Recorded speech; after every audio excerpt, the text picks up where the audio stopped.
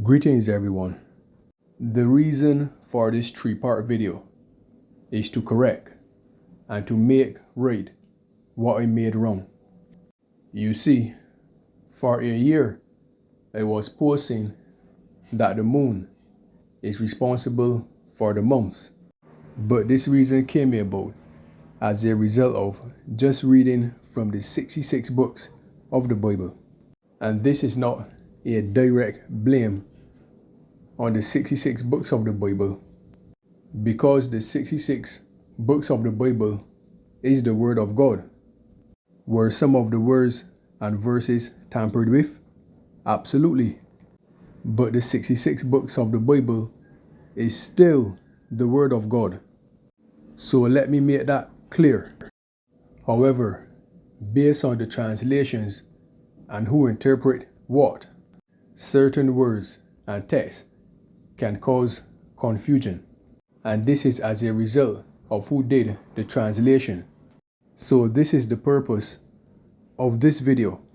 You see, for years I spake against these books, which are labeled the lost books, and I said that they cannot be trusted. And I always said that to stay safe, that it is best to stick to the 66 books of the Bible, until I started reading some of the books for myself. And I am telling you now, things would have been so much easier for me had I read these books earlier. Let me give you an example of this. When I became a flat earther years ago, I always believed that the sun and the moon were the same size. And by just looking in the sky, the moon looked like it reflects the sun's light. And that is how we got the phases. And when I brought this to people, especially those that go to church, they would tell me, well, in Genesis chapters 1 verses 16, and they will quote the text saying, God made two great lights, the greater to rule the day, the sun, and the lesser light to rule the night, the moon. And yeah, I got that. Then after, I would ask them, how do the moon phases work? And it was just crickets. No answer. But by observing the sky, I realized that based on the position of the sun, the moon looked different. And then what came to my mind at the time is what if Yahuwah, when he said he placed two great lights in the sky, the sun and the moon, that when it came to the moon, what we saw in the sky was a great light, a light that shined greater than the stars, but a light regardless, and that it doesn't matter how the moon gives its light. What is important is that we all see it. So I started conducting experiments in my house, and while doing this, I asked the Most High for understanding, and that is when he revealed it to me. And it took some time, but it happened. And those are the videos about the moon phases that you see on my channel. But do you know that in the book of Enoch actually explains this? I mentioned earlier that I believed that the sun and the moon were of equal size, and that the moon reflects the sun's light. But do you know that that was already written in the book of Enoch? And had I read the book of Enoch, I would have known this. There were many times I got up early in the morning to observe which phase the moon is in, and also where the position of the sun is. And with the experiments I did, I had to be up pretty early in the morning. And in some of the videos and experiments, I had to ask for my wife's assistance. And as a result, she too was up early sometimes, losing a portion of sleep, but still helped me anyway. And I am grateful to her for that. You see, my whole point is this, Do not limit your understanding just to the 66 books of the Bible. Some of these books that are considered lost books are the Apocrypha. Read them. And as a result of me not reading them and limiting my understanding to the 66 books of the Bible, I went wrong as to what is called a month. And I truly apologize to you for that. But now I know what I know, I am going to make it right. So let's get into it. Genesis chapters 1, verses 13 to 18. And the evening and the morning were the third day. And God said, Let there be lights in the firmament of the heaven to divide the day from the night, and let them be for signs, and for seasons, and for days and years. And let them be for lights in the firmament of the heaven to give light upon the earth. And it was so. And God made two great lights, the greater light to rule the day, and the lesser light to rule the night. He made the stars also. And God set them in the firmament of the heaven to give light upon the earth, and to rule over the day and over the night, and to divide the light from the darkness. And God said that it was good. Now let's compare what we read here in Genesis chapters 1 verses 14 to 18 to Jubilees chapters 2 verses 8 and 9. Jubilees chapters 2 verses 8 and 9. These four great works God created on the third day, and on the fourth day he created the sun and the moon and the stars, and set them in the firmament of the heaven to give light upon all the earth, and to rule over the day and the night, and divide the light from the darkness.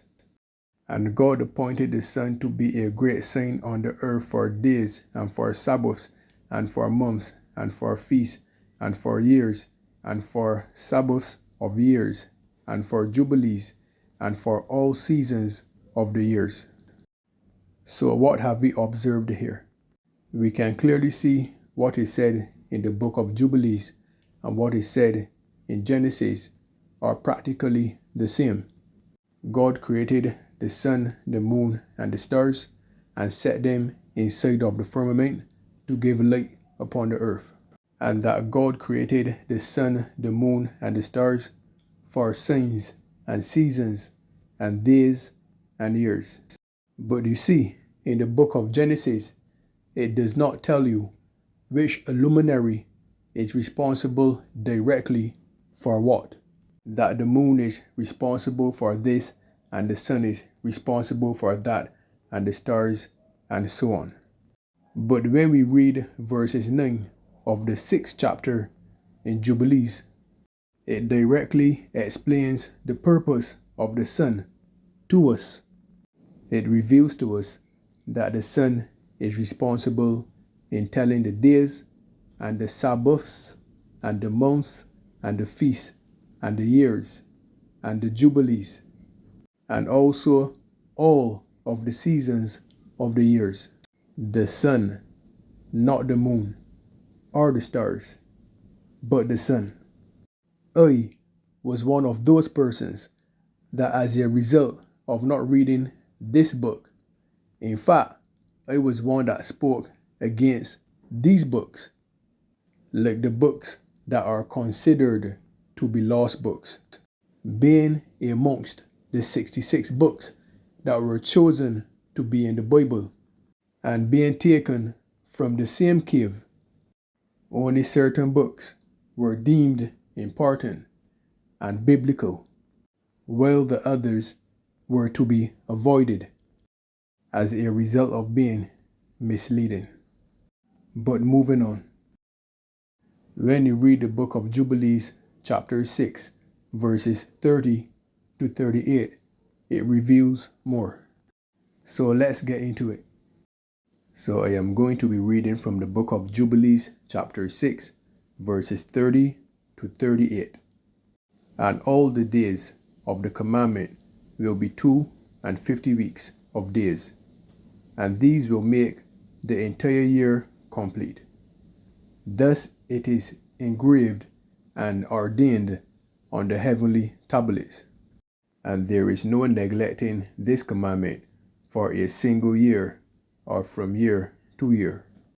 And command thou the children of Israel that they observe the years according to this reckoning, 364 days, and these will constitute a complete year, and they will not disturb its time from its days and from its feasts, for everything will fall out on them according to their testimony, and they will not leave out any day, nor disturb any feast. But if they do neglect and do not observe them according to his commandment, then they will disturb all their seasons, and the years will be dislodged from this order, and they will disturb the seasons, and the years will be dislodged, and they will neglect their ordinances. And all the children of Israel will forget, and will not find the path of the years, and will forget the new moons, and seasons, and Sabbaths, and they will go wrong as to all the order of the years. For I know, and from henceforth will I declare it unto thee, and it is not of my own devising, for the book lies written before me, and on the heavenly tablets the division of days is ordained, lest they forget the feast of the covenant, and walk according to the feast of the Gentiles after their error, and after their ignorance. For there will be those who will assuredly make observations of the moon, how it disrupts the seasons, and comes in from year to year 10 days too soon. For this reason the years will come upon them when they will disturb the order, and make an abominable day the day of testimony, and an unclean day a feast day, and they will confound all the days, the holy with the unclean, and the unclean day with the holy, for they will go wrong as to the months, and Sabbaths, and feasts, and jubilees. For this reason I command and testify to thee, that thou mayest testify to them. For after thy death thy children will disturb them, so that they will not make the year 364 days only, and for this reason they will go wrong as to the new moons, and seasons, and Sabbaths, and festivals, and they will eat all kind of blood with all kind of flesh. So what we read here, when Moses went on Mount Sinai, when he was in the presence of the Most High Yahuwah, we know that Moses received the 10 Commandments.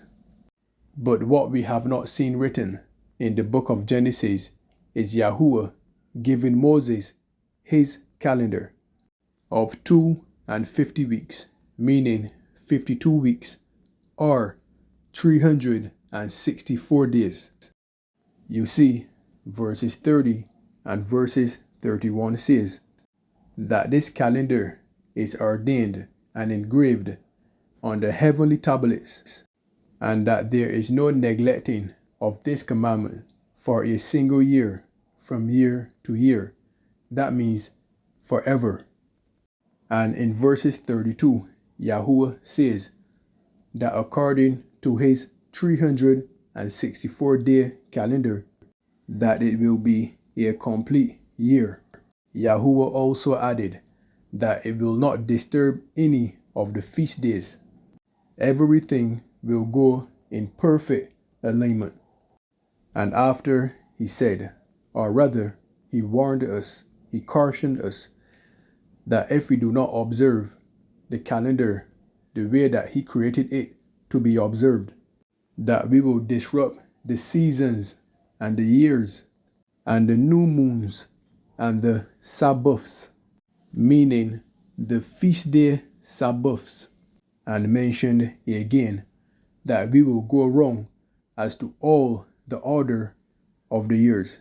Pay close attention to what Moses says in verses 35, which says that these things are written on the heavenly tablets.